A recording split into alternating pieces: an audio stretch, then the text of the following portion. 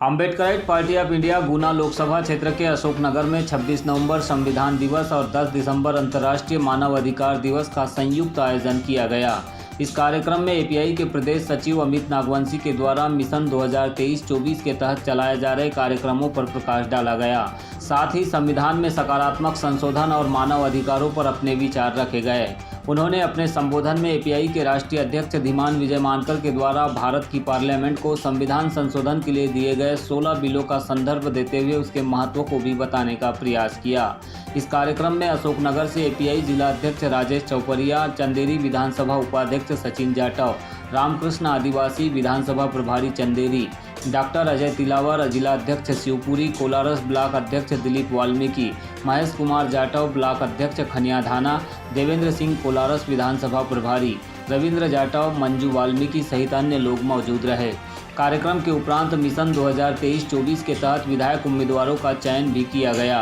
जिसमें राजकुमार लोधी को कोलारस विधानसभा, प्रकाश जाटव को पिछोर विधानसभा, छविलाल जाटव को करेरा विधानसभा, उमेश सिंह आदिवासी विधानसभा क्षेत्र पोहरी, नागदेशराज खरे विधानसभा क्षेत्र गुना को एपीआई की ओर से उम्मीदवार बनाए जाने पर विचार किया गया। बोलने के लिए नहीं आया,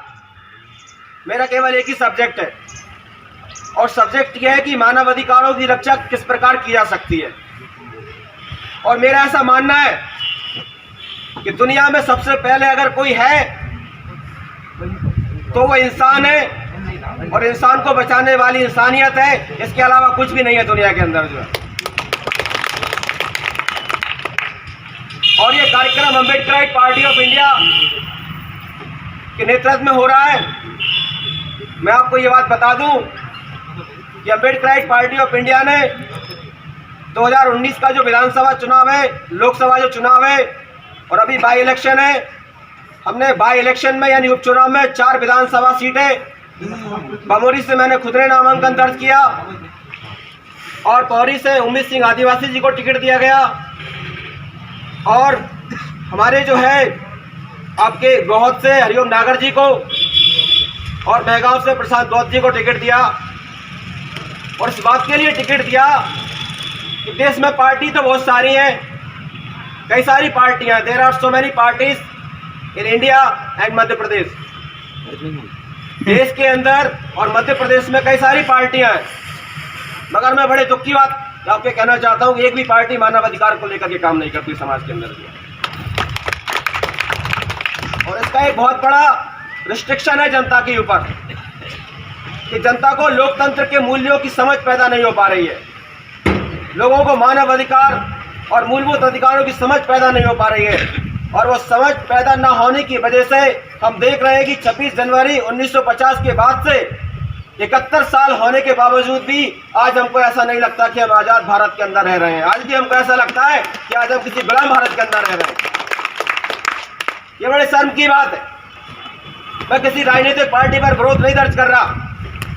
मगर अगर संविधान को इस देश के नागरिकों ने स्वीकार किया है, इस देश की पार्लियामेंट ने स्वीकार किया है,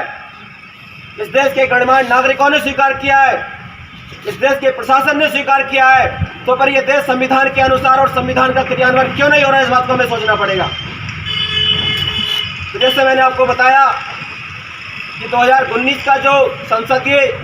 चुनाव था, तो संसदीय चुनाव में अम्बेडकराइट पार्टी के 9 सांसद प्रत्याशी मैदान में थे और 04 जो संसदीय क्षेत्र है गुना का,